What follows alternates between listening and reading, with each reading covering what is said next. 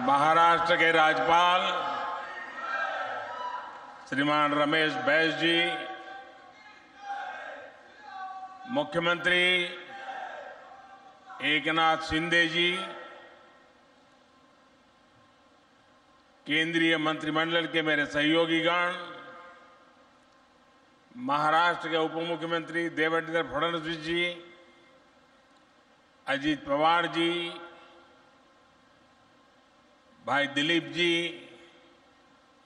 अन्य मंत्रीगण, सांसद और विधायकगण, भाई और बहनों, अगस्त महीना हा उत्सव व क्रांतीचा महिना आहे.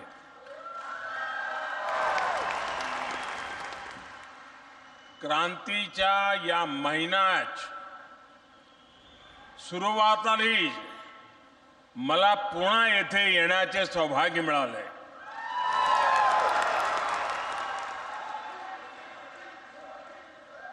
वाकई पुणे का भारत की आजादी के आंदोलन में बहुत बड़ा योगदान रहा है.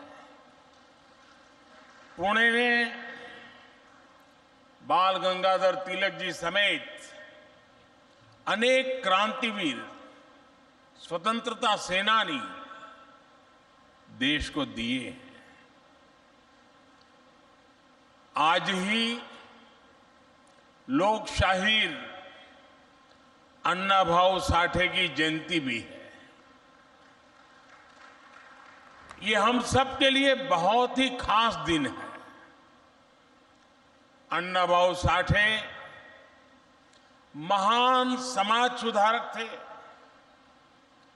बाबा साहब आंबेडकर के विचारों से प्रभावित थे. आज भी बड़ी संख्या में छात्र और विद्वान उनके साहित्य पर शोध करते हैं. अण्णाभाऊ साठे के कार्य, उनका आह्वान आज भी हम सबको प्रेरित करता है. साथियों, पुणे देश की अर्थव्यवस्था को गति देने, देश भर के युवाओं के सपनों को पूरे करने वाला एक जीवंत शहर है. आज जो प्रोजेक्ट पुणे और पिंपरी चिंचवड़ को मिले हैं, उससे ये भूमिका और सशक्त होने वाली है. अभी यहां करीब 15,000 करोड़ रुपए के प्रोजेक्ट्स का शिलान्यास और लोकार्पण हुआ है. हजारों परिवारों को पक्के घर मिले. वेस्ट से वेल्थ बनाने का, कचरे से कंचन बनाने का आधुनिक प्लांट मिला है. इन परियोजनाओं के लिए मैं सभी पुणे वासियों को, यहां के सभी नागरिकों को बहुत बहुत बधाई देता हूं. साथियों, हमारी सरकार शहरों में रहने वाले, विशेष करके मध्यम वर्ग की, प्रोफेशनल्स की, उनकी क्वालिटी ऑफ लाइफ को लेकर बहुत गंभीर है. जब क्वालिटी ऑफ लाइफ सुधरती है तो उस शहर का विकास भी और तेजी से होता है. पुणे जैसे हमारे शहरों में क्वालिटी ऑफ लाइफ और बेहतर हो, इसके लिए हमारी सरकार लगातार काम कर रही है. यहां आने से पहले पुणे मेट्रो के एक और सेक्शन का लोकार्पण हुआ. मुझे याद है, जब पुणे मेट्रो के लिए काम शुरू हुआ था तो मुझे इसके शिलान्यास का अवसर मिला था और देवेंद्र जी ने बड़े मजेदार ढंग से उसका वर्णन भी किया। इन 5 वर्षों में यहां लगभग 24 किलोमीटर मेट्रो नेटवर्क शुरू हो चुका है। साथियों, हमें भारत के शहरों में रहने वाले लोगों का जीवन स्तर अच्छा बने और उसे अगर हमें नई ऊंचाई देनी है तो हमें पब्लिक ट्रांसपोर्ट को आधुनिक बनाना ही होगा। और इसीलिए ही आज भारत के शहरों में लगातार मेट्रो नेटवर्क का विस्तार हो रहा है। नए नए फ्लाईओवर बनाए जा रहे हैं। रेड लाइट्स की संख्या कम करने पर बल दिया जा रहा है।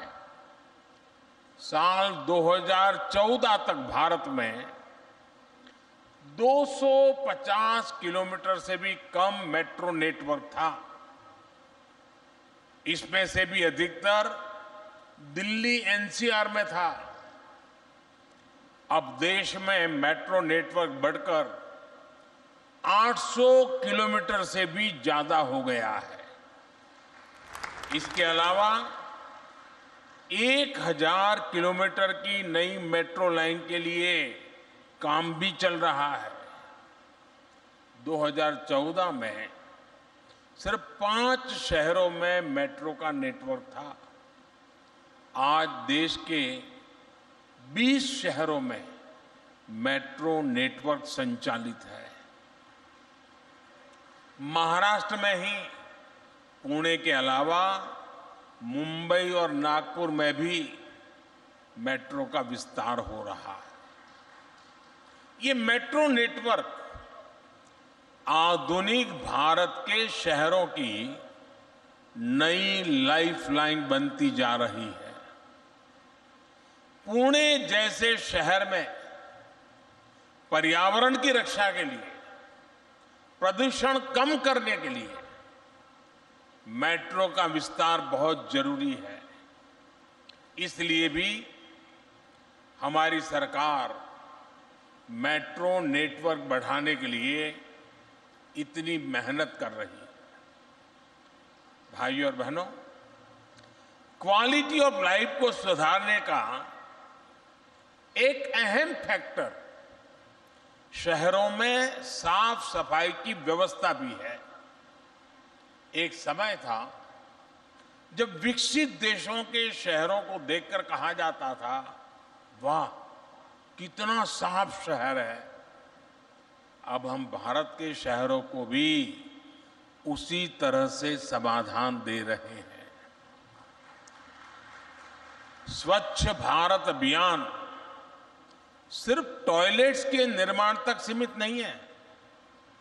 इस अभियान में वेस्ट मैनेजमेंट पर भी बहुत अधिक फोकस किया जा रहा है। हमारे शहरों में बड़े बड़े कचरे के पहाड़ बहुत बड़ी समस्या बन गए। आप भी जानते हैं कि पुणे में जहां मेट्रो का डिपो बना है, वो पहले कोथरूड कचरा डंपिंग यार्ड से जाना जाता था, डंपिंग यार्ड से जाना जाता था।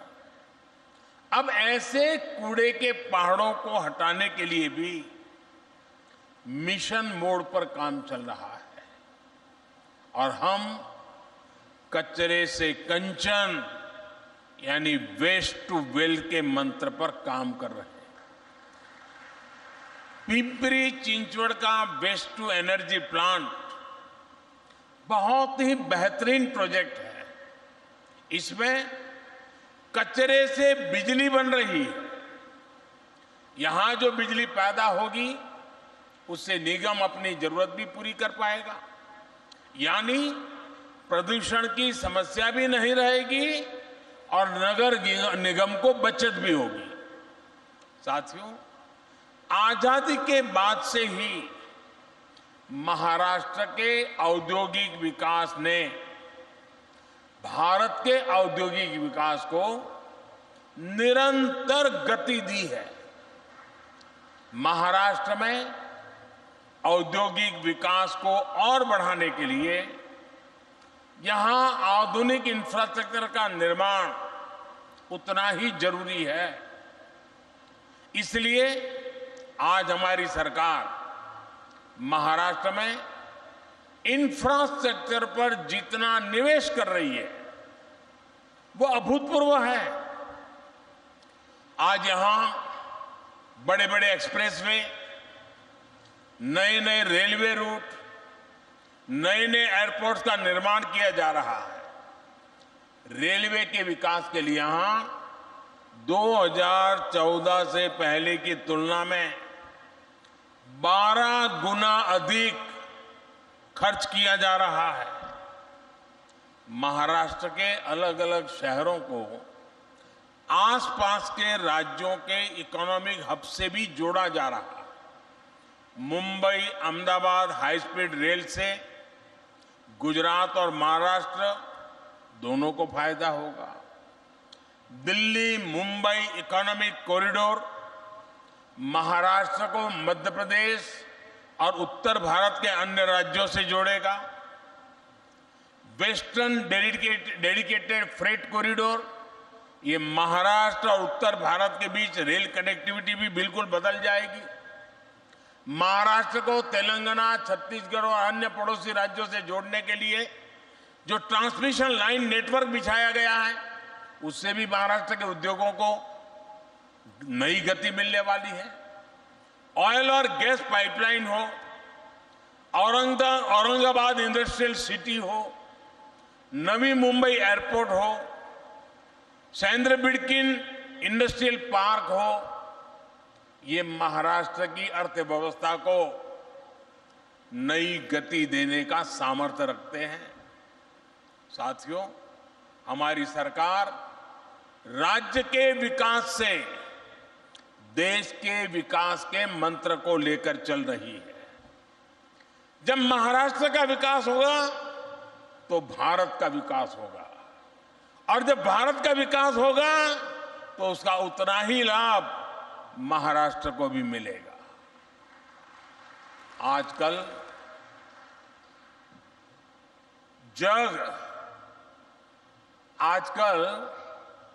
जगभरात लोक भारताच्या विकासाची चर्चा करीत आहेत।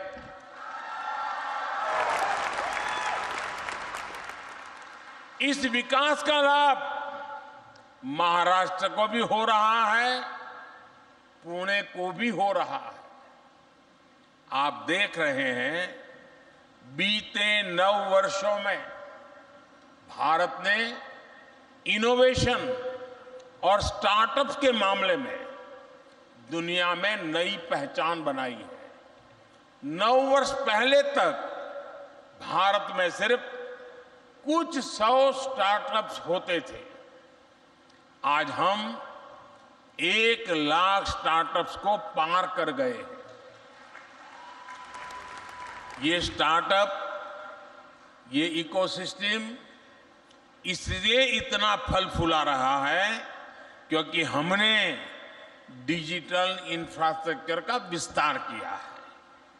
और भारत में डिजिटल इंफ्रास्ट्रक्चर की नींव बनाने में पुणे की बहुत ही ऐतिहासिक भूमिका रही है। सस्ते डेटा, सस्ते फोन और गांव-गांव पहुंची इंटरनेट सुविधा ने इस सेक्टर को मजबूती दी है। आज भारत दुनिया में सबसे तेज गति से 5G सर्विस रोल आउट करने वाले देशों में से एक है। आज देश में फिनटेक हो, बायोटेक हो, एग्रीटेक हो, हर सेक्टर में हमारे युवा कमाल कर रहे हैं। इसका बहुत बड़ा लाभ पुणे को हो रहा है। साथियों, एक तरफ महाराष्ट्र में हम चौतरफा विकास होते देख रहे हैं, वहीं दूसरी तरफ पड़ोसी राज्य कर्नाटका में जो हो रहा है वो भी हमारे सामने है। बेंगलुरु इतना बड़ा आईटी हब है, ग्लोबल इन्वेस्टर्स का सेंटर है। ये जरूरी था कि इस समय बेंगलुरु का, कर्नाटका का तेजी से विकास हो, लेकिन वहां जिस प्रकार की घोषणाएं करके सरकार बनाई गई, उसके दुष्परिणाम इतने कम समय में आज पूरा देश देख रहा है और चिंता अनुभव कर रहा है। जब कोई पार्टी अपने निहित स्वार्थों के लिए सरकार की तिजोरी खाली करती है तो इसका नुकसान सबसे ज्यादा राज्य के लोगों को होता है। हमारी युवा पीढ़ी के भविष्य पर सवालिया निशान लग जाता है। इससे उस पार्टी की सरकार तो बन जाती है, लेकिन लोगों का भविष्य खतरे में पड़ जाता है। हाल ये है कि कर्नाटका सरकार खुद मान रही है कि उसके पास बेंगलुरु के विकास के लिए, कर्नाटका के विकास के लिए तिजोरी खाली है, पैसे ही नहीं है। भाइयों, ये देश के लिए बहुत चिंताजनक है। यही स्थिति राजस्थान में भी हम देख रहे हैं। वहां भी कर्ज का बोझ बढ़ रहा है, विकास के काम ठप पड़े हैं। साथियों, देश को आगे बढ़ाने के लिए, विकसित बनाने के लिए नीति, नियत और निष्ठा उतनी ही जरूरी है। सरकार को, सिस्टम को चलाने वालों की नीति, नियत और निष्ठा ही तय करती है कि विकास होगा या नहीं होगा। अब जैसे गरीबों को पक्का घर देने की योजना है, 2014 से पहले जो सरकार थी उसने शहरों में गरीबों को घर देने के लिए 10 सालों में 2 योजनाएं चलाई। इन 2 योजनाओं के तहत 10 साल में देश भर के शहरी गरीबों के लिए सिर्फ 8 लाख घर बने। लेकिन इन घर की हालत इतनी बुरी थी कि ज्यादातर गरीबों ने इन घरों को लेने से ही इनकार कर दिया। अब आप कल्पना करिए, झुग्गी झोपड़ी में रहने वाला व्यक्ति भी उस घर लेने से इनकार कर देगा तो वो घर कितना बुरा होगा। आप कल्पना कर सकते हैं, देश में यूपीए के समय बने हुए 2 लाख से अधिक घर ऐसे थे जिनको लेने के लिए कोई तैयार ही नहीं हुआ। हमारे यहां महाराष्ट्र में भी उस समय बने हुए 50,000 से अधिक घर ऐसे ही खाली पड़े थे। रुपया की बर्बादी है, लोगों की मुसीबतों की चिंता नहीं। भाइयों और बहनों, 2014 में आप सबने हमें सेवा करने का मौका दिया। सरकार में आने के बाद हमने सही नियत से काम शुरू किया और नीति भी बदली। पिछले 9 वर्षों में हमारी सरकार ने गांव और शहरों में गरीबों के लिए 4 करोड़ से अधिक पक्के घर बनाए। 4 करोड़। इसमें भी शहरी गरीबों के लिए 75 लाख से अधिक घर बनाए गए हैं। हम इन नए घरों के निर्माण में पारदर्शिता भी लाए हैं और इनकी क्वालिटी भी सुधारी है। हमारी सरकार ने एक और बड़ा काम किया है। जो घर सरकार गरीबों को बनाकर दे रही है, उसमें से ज्यादातर घर महिलाओं के नाम रजिस्टर किए जा रहे हैं। इन घरों की कीमत कई कई लाख रुपए हैं।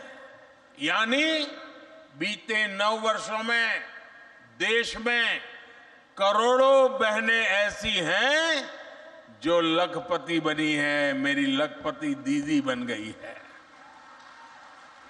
उनके नाम पर पहली बार कोई संपत्ति रजिस्टर हुई है। आज भी जिन भाइयों और बहनों को अपने घर मिले हैं, उन्हें मैं विशेष तौर पर बधाई देता हूं। मेरी तरफ से अनेक अनेक शुभकामनाएं देता हूं। और इस बार का गणेशोत्सव तो उनके लिए बड़ा शानदार होने वाला है। भाइयों और बहनों, गरीब हो या मिडिल क्लास परिवार, हर सपने को पूरा करना ही मोदी की गारंटी है। एक सपना जब पूरा होता है तो उस सफलता की कोख से सैकड़ों नए संकल्प जन्म लेते हैं। यही संकल्प उस व्यक्ति के जीवन की सबसे बड़ी ताकत बन जाते हैं। हमें आपके बच्चों, आपकी वर्तमान और आपकी भावी पीढ़ियों की चिंता है। साथियों, सत्ता येते आणि जाते, समाज आणि देश तेथेच राहतो। इसलिए हमारा प्रयास आपके आज के साथ साथ आपके कल को बेहतर बनाने का भी है। विकसित भारत के निर्माण का संकल्प इसी भावना का प्रकटीकरण है। इसके लिए हम सभी को मिलकर एक साथ काम करना होगा। यहां महाराष्ट्र में इतने अलग अलग दल एक साथ इसी ध्येय के साथ आए हैं। लक्ष्य यही है कि सबकी भागीदारी से महाराष्ट्र के लिए और बेहतर काम हो सके, महाराष्ट्र तेज गति से विकास करे। महाराष्ट्र ने हम सभी को हमेशा बहुत प्यार दिया है, बहुत आशीर्वाद दिया है। ये आशीर्वाद यूं ही बना रहेगा। इसी कामना के साथ फिर से विकास परियोजनाओं की आप सबको बहुत बहुत बधाई देता हूं। मेरे साथ बोलिए, भारत माता की, भारत माता की, भारत माता की। धन्यवाद।